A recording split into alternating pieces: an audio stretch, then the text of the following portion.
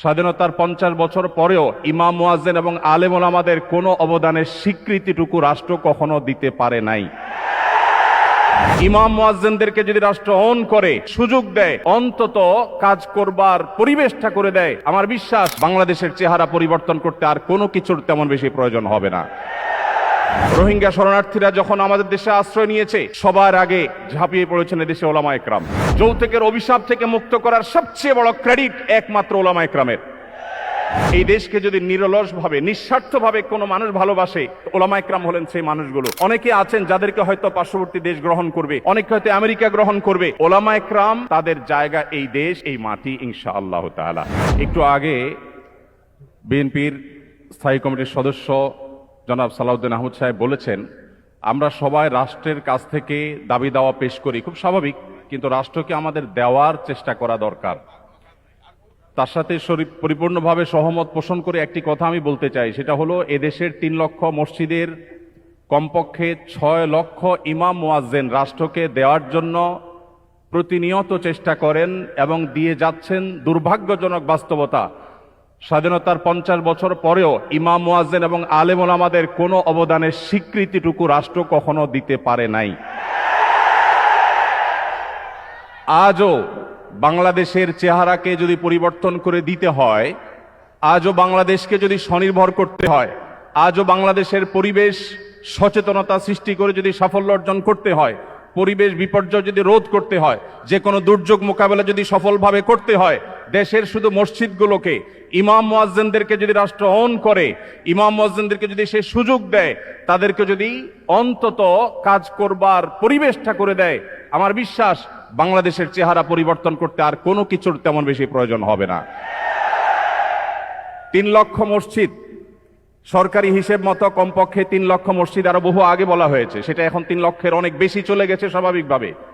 3 লক্ষ মসজিদে প্রতি জুমার দিনে 12:30 থেকে 1:30 পর্যন্ত এই সময়ের মধ্যে গড়ে যদি 100 মানুষ একটা মসজিদে জুমার নামাজে খতিব সাহেবের খুতবা শোনার জন্য আসেন, তাহলে 3 কোটি মানুষ হয়।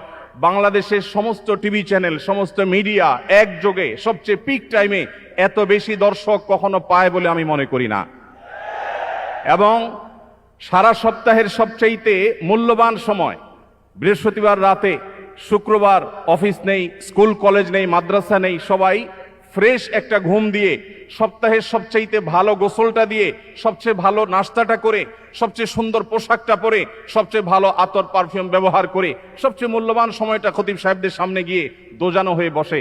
পৃথিবীর অন্য কোনো কৃষ্টি, কালচার, কোনো সিস্টেমে একসাথে একটা দেশের 3 কোটি মানুষকে অ্যাড্রেস করার এই সুযোগ ইমাম সাহেব, খতিব সাহেবরা ছাড়ার কারোর হাতে নেই। ইমাম সাহেবরা যদি চান, তাদেরকে যদি রাষ্ট্র আসলে সুযোগ দেয়, তাহলে সেক্ষেত্রে তারা অনেক কিছু করতে পারেন। ইতিমধ্যে আমরা দেখেছি, রোহিঙ্গা শরণার্থীরা যখন আমাদের দেশে আশ্রয় নিয়েছে, সবার আগে ঝাঁপিয়ে পড়েছেন এদেশে ওলামা একরাম। প্রতিটা দুর্যোগে ওলামা একরাম যে ঝাঁপিয়ে পড়েন, সেটা নিঃস্বার্থভাবে হয়, স্বার্থহীনভাবে হয়। আমার উদাত্ত আহ্বান যে আগামীর বাংলাদেশে এদেশের মসজিদগুলোকে, আলেম ওলামাদেরকে যেন রাষ্ট্র অন করে, তাদেরকে কাজের সুযোগ দেওয়া হয়। কোনো বেতন ভাতার সুবিধা দেওয়া, এটা আসলে দয়া দাক্ষিণ্যের বিষয় নয়।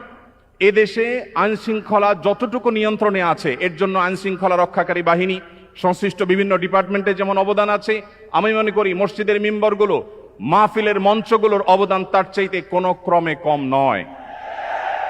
এদেশ থেকে যৌতুককে যে জাদুঘরে পৌঁছে দেওয়া হয়েছে, কারা জাদুঘরে যৌতুককে পৌঁছে দিয়েছে? এদেশে যৌতুকের অভিশাপ থেকে মুক্ত করার সবচেয়ে বড় ক্রেডিট একমাত্র ওলামা একরামের।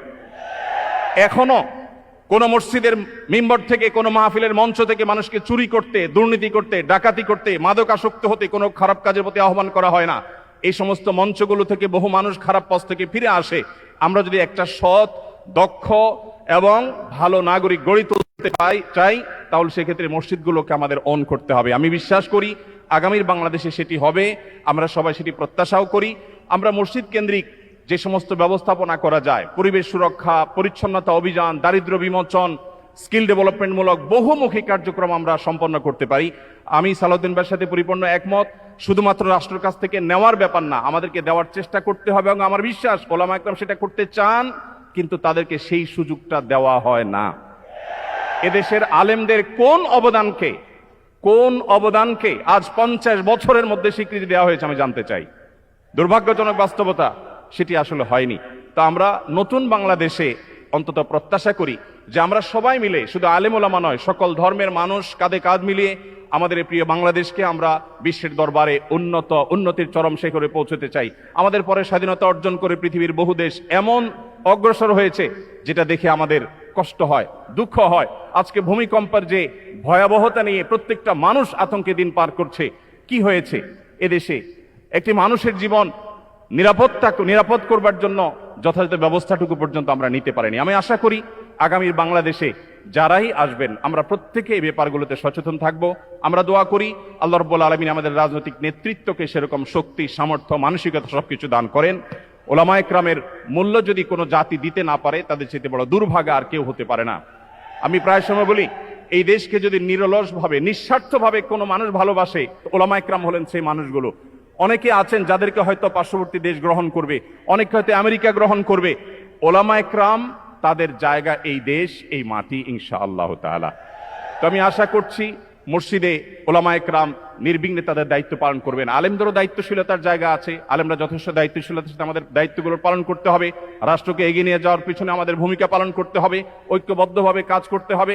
সেই সাথে রাষ্ট্র আলেমদেরকে ওন করতে হবে, আপন করতে হবে, সেই সুযোগ দিতে হবে, সেই স্বীকৃতি দিতে হবে। আমি আশা করছি আগামীর বাংলাদেশ সেই জিনিসটি হবে। আমাদের সবাইকে আল্লাহ তাআলা সেই তৌফিক দান করুন।